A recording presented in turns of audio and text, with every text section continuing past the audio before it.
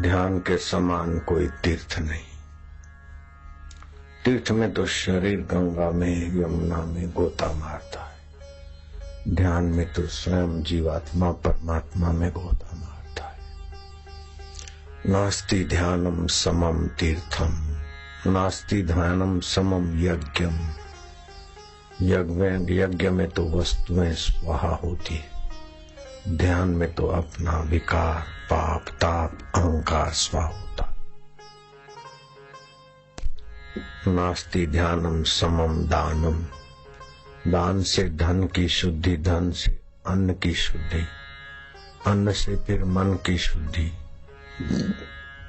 लेकिन ध्यान से तो स्व की शुद्धि हो जाती है, मन आदि बाद में अपने आप शुद्ध हो जाते।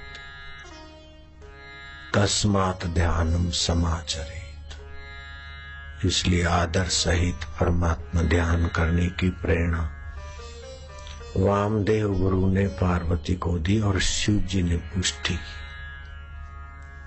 और पार्वती जी इस प्रकार ओमकार का गुंजन करके शांत होती, भ्रूमध्य में ओमकार को देखती। कभी कभार नील वर्ण दिखता, नीला नीला रंग दिखता, कभी पीला दिखता, कभी लाल दिखता। गुरु जी ने बताया कि रंग दिखते हैं तब रजस सत्व मिश्रित है, फिर प्रकाश दिखेगा तो एकदम सत्व है, फिर प्रकाश जिसको दिखता है उसमें विश्रांति मिलेगी। प्रकाश दिखना भी बंद हो जाएगा और संकल्प विकल्पों की परंपरा, संकल्प विकल्पों की गति भी शांत हो जाएगी। जैसे कल्पना करो 1 घंटे में 1000 संकल्प उठते, फिर 900, 800, 700, 600, 500, 200, 100, फिर घंटे में 5-25 संकल्प उठे। और जब भी कोई संकल्प उठे तो हरि ही ओम का गुंजन करे तो वहीं शांत हो जाए। जितने संकल्प और विकल्प कम उतना ही आत्म औज, आत्म वैभव, आत्म परमात्मा सामर्थ्य, आत्म परमात्मा सुख सहज में हो जाता है। जितने संकल्प विकल्प ज्यादा उतना वो जीव तुच्छ हो जाता है। श्री कृष्ण कहते हैं सर्व संकल्प सन्यासी रोगा योगारूढ़स्तदोच्यते। बुरे संकल्प मिटाने के लिए अच्छे संकल्प के अनुरूप कर्म करो, लेकिन कर्म करते करते भी सर्वा कर्म सदोषाश्च, जैसे लकड़ी की अग्नि बिना धुएं नहीं होती, ऐसे ही कर्मों में कोई न कोई दोष अवश्य होता है। भगवान जब किसी पर महती कृपा करते हैं तब उससे संसारी भोग वासनाओं के कर्मों से विवेक जगाकर भक्ति और सेवा के कर्मों में लगाते। और भक्ति और सेवा के कर्मों का फल यह है कि भगवत ध्यान और शांति में भी गोता मारा करे। और भगवत ज्ञान और शांति के गोते का फल ये है कि भगवत स्वभाव का, भगवत स्वरूप का साक्षात्कार हो जाए। शंकराचार्य के गुरु जी ने कहा, गोविंदाचार्य महाराज ने, तो जब भगवत ध्यान में साधक बैठता है तो धर्म मेघा समाधि की प्राप्ति होती। जैसे मेघ अमाप पानी बरसा देता है, ऐसे ही भगवत ध्यान में अमाप धर्म लाभ होता है। तीर्थ नाए एक फल, पुण्य लाभ हुआ। संत मिले फल 4, धर्म अर्थ काम मोक्ष। सतगुरु मिले अनंत फल। जैसे मेघ अनंत पानी बरसाता, ऐसे सतगुरु के सानिध्य में ध्यान में धर्म मेघा समाधि, परम धर्म लाभ, सुख अशांति। इससे विकार वासनाएं अविवेक अपने आप बह जाता है। जैसे खूब बरसात पड़े ना तो छोटी मोटी नालियां भी साफ सुथरी होने लगती और सड़क पर डीजल और गोबर के गंदे दाग भी सफा हो जाते। ऐसे ही जन्म जन्मांतर की इच्छाएं, वासनाएं धर्म मेघा समाधि को उपलब्ध साधक की सारी गंदगी बह जाती, पूजने योग्य हो जाता है, आदरणीय हो जाता है, सम्मान्य हो जाता है, सुख रूप हो जाता है। वो तर जाता है, लोगों को तारने का सामर्थ्य उसके अंतःकरण में सहज में आ जाता है। धर्म मेघा समाधि के बाद उस आत्म विश्रांति योग में पहुंचता है। न किंचित अपि चिंतित, कुछ चिंतन नहीं। चिंतन हुआ तो ओमकार का जप किया, जितनी देर उच्चारण उतनी देर चुप।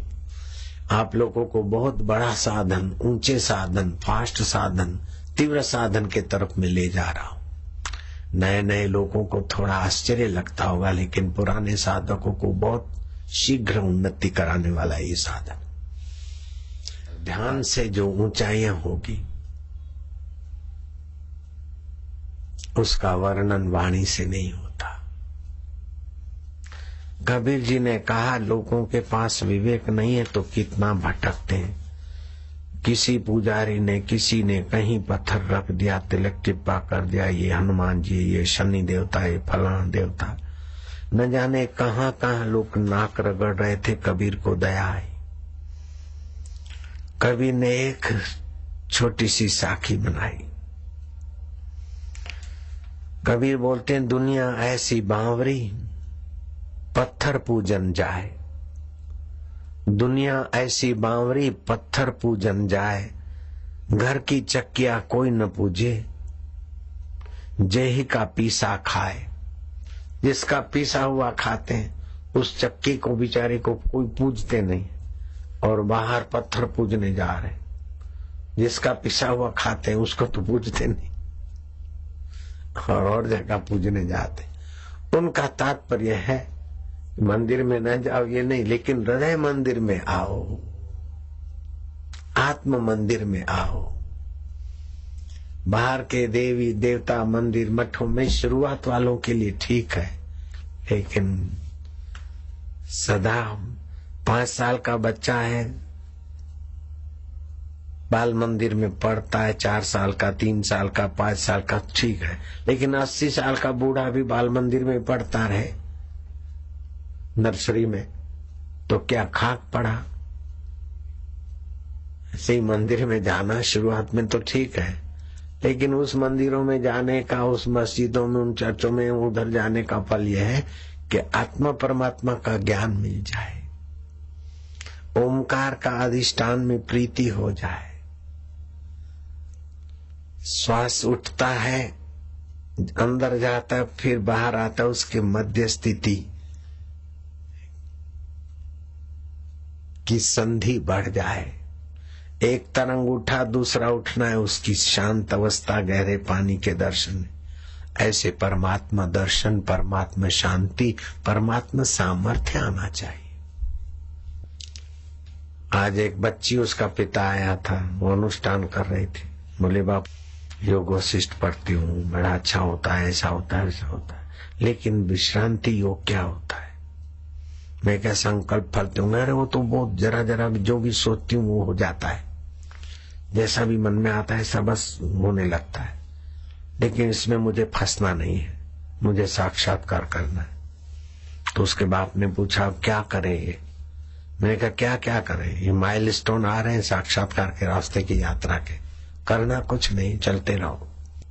जब जगत की वासना छूटती और भगवान को पाने की तीव्रता आती है तो फिर सत्य संकल्प होने लगते। सत्य संकल्प करके संसार में पुजवाए अथवा मजा ले तो फंसेगा, उधर के तरफ उपेक्षा कर दे, न उनसे भिड़े, न उनका फायदा ले, न उनसे वैर करे।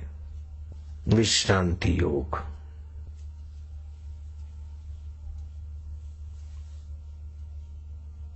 रमण महर्षि चुपचाप बैठे रहते। हम भी आबू की गुफा में सामने दरवाजा जाली का अथवा खुला रखते और एक पेड़ को चुपचाप देखते, शांत। ऐसे ऐसे अनुभव और ऐसी ऐसी उपलब्धियां होती। 40 दिन मौन, किसी को न मिलना, दूध पर रहते थे। ध्यान, मौन और शास्त्र अध्ययन, क्या क्या तुम्हारे अंतर में परमात्मा सुख सामर्थ्य भरा है। प्रवृत्ति मात्र शक्ति का ह्रास करती है और निवृत्ति मात्र परमात्मा में सामर्थ्य देती है। प्रवृत्ति करो तो परोपकार के लिए करो, तत्परता से करो, ईश्वर की प्रसन्नता के लिए करो, मजा लेने के लिए मत करो। तो ईश्वर की प्रसन्नता के लिए करोगे तो आत्म सुख मिलेगा। संसार के सुख दुख को दबाते और फिर आते, लेकिन आत्म सुख दुख की जड़ें निकाल के सदा के लिए फेंक देता है। इसलिए सेवा से जो लाभ होता है वो डॉलर से नहीं होता है। गुरु की सेवा साधु जाने, गुरु सेवा क्या मूड बिछाने। गुरु सेवा सबन ते भारी, सोच लो नर नारी।